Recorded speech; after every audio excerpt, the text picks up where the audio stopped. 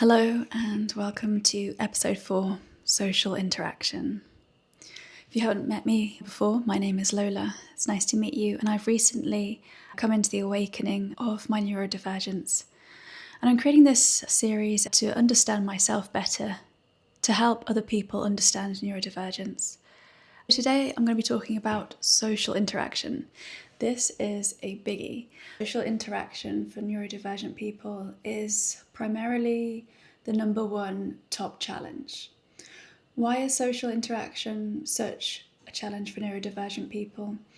Well, it's the accumulation of everything. For example, you're studying for a test or an exam, and you've got all these different components, and suddenly it's all coming into that main exam, basically. You've got the sensory, you've got the lighting possibly, you've got the sounds, you've got a whole plethora of challenges that come up with social interaction. It completely depends upon the environment and also how many people are in this interaction. I think for many neurodivergent people, we find that with our familiars, for example, family and close friends, partners, we have grown up with them. They have seen us through our worst, our best. However, when we come into larger groups of people, maybe people that we know socially, maybe through work, maybe they're friends of friends, this can be a little bit more interesting and dynamic due to the fact that there is more social expectations put onto you when you're in those type of settings. For sure, if you've got larger groups of people, this can become really challenging, as you'll be scanning the room looking for facial expressions, cues, how you're coming across as well. I think for a lot of neurodivergent people growing up, we knew that we were different, and our main aim was to try and not be too different, but try and fit in with everyone else. That's when the term masking comes in. Masking develops from when you are very young. So you will probably go through most of your childhood and teens continuously picking up and learning from other people about behaviour in social settings. A lot of children and teens who mask, they do it so as to not to stand out too much or to gain too much attention to what they see as their weaknesses. So they will mask in these interactions. So when neurodivergents mask, what we're effectively doing is becoming and stepping into the role of almost like a transcriber or translator in social interactions. So we will be taking a third person role where you are communicating to yourself, transcribing, and then talking back. So instead of it being almost like a two-way conversation between yourself and the other person, it can almost be like you've got a transcriber who is kind of helping you to converse. For people looking in from the outside, you may be noticing that the person who is masking, you may notice that they're maybe trying too hard, that maybe their facial expressions are not completely natural. You may notice that their body can be quite rigid or tense. That's kind of the common signs of knowing that someone is maybe masking, because it may look like they're trying very hard. I think that a lifetime of masking, for sure, it can burn out neurodivergent people. I think a lot of us get to, adulthood and we're like, masking is hard work. It's really hard work. It's like you're an actor and you're going to acting college all the time. That's masking in general and wrapped up. Small talk. Let's talk more about small talk. Neurodivergent people really struggle with small talk. It can feel very intense for them and it can make them feel put on the spot. I think that once the conversation becomes more meaningful and you start exploring different ways in the dynamic of the conversation, then it can become a lot easier for us to grip and to grasp and to get a feeling. I think generally it's like you've got to get that feeling of the conversation going, getting into the flow. I would say get the conversation, if you can, into something more meaningful, something that you can relate more to, feeling, sensing, and the experience of it as well. Different communication styles, which can lead to misunderstandings. Small talk can feel uncomfortable or nerve-wracking, especially with direct questions. At work, direct communication feels fine, but socially it can feel too intense. So again, it depends on the environment. At work, it's a given, and that can really help neurodivergent people with this at work. However, socially, it can feel too intense. Once small talk is over and deeper conversation begins, things gradually feel easier and more natural. So, what are the common challenges in social interaction?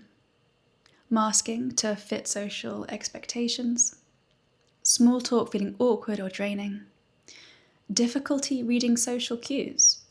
So with neurodivergence, you may be looking at too much evaluation of yourself and others that sometimes you can miss out on the social cues, which other people will read easily.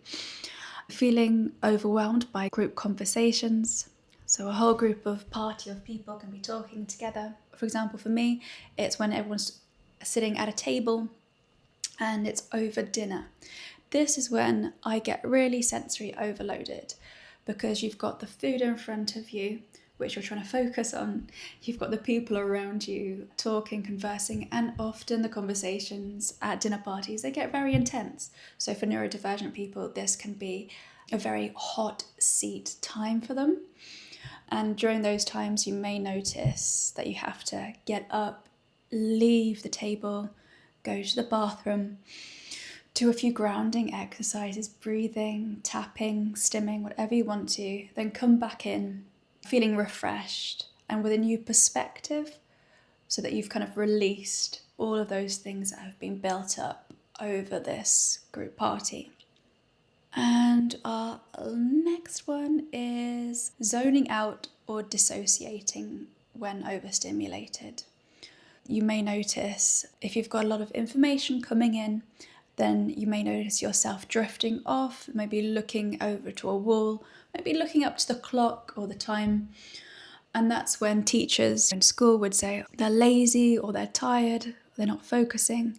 But instead, it's your way of regulating your body, your emotions, and coming back in again fresh. So in those times, I would recommend maybe taking a little breather. You can explain to a colleague or a teacher that you need to take a little breather, a little time to reset, and don't feel ashamed to ask for that. If you carry on feeling awkward in your emotion or feeling, then that's not going to get any easier or any better for yourself or for others. So always take that breather, think about yourself first before interacting with others. So tips for navigating social interaction. Move conversation from small talk into meaningful topics when possible.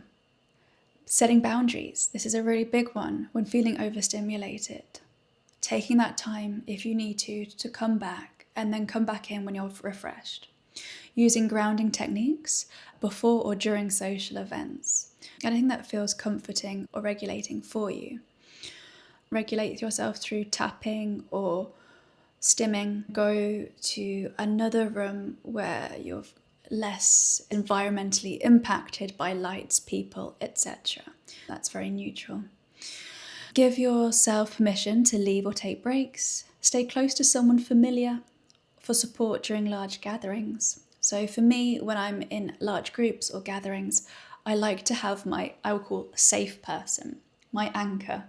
The safe person, it may be as a family member, like for a child, it could be your mother or your father.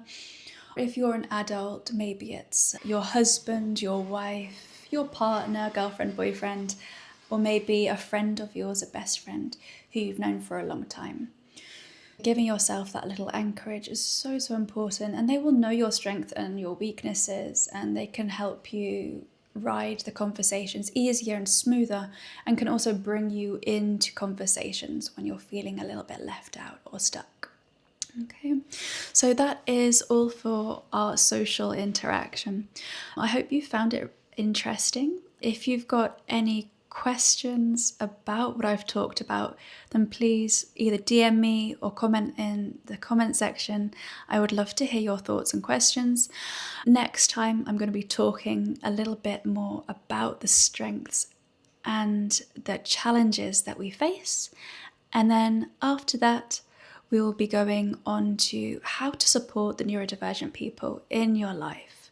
I'm hoping to expand my work, and I'm hoping to create classes people can do to help them regulate themselves so that we can create a softer experience, one that's not too intense, and one where you feel like you can actually support yourself and feel grounded. So I can't wait to get into that more with you guys.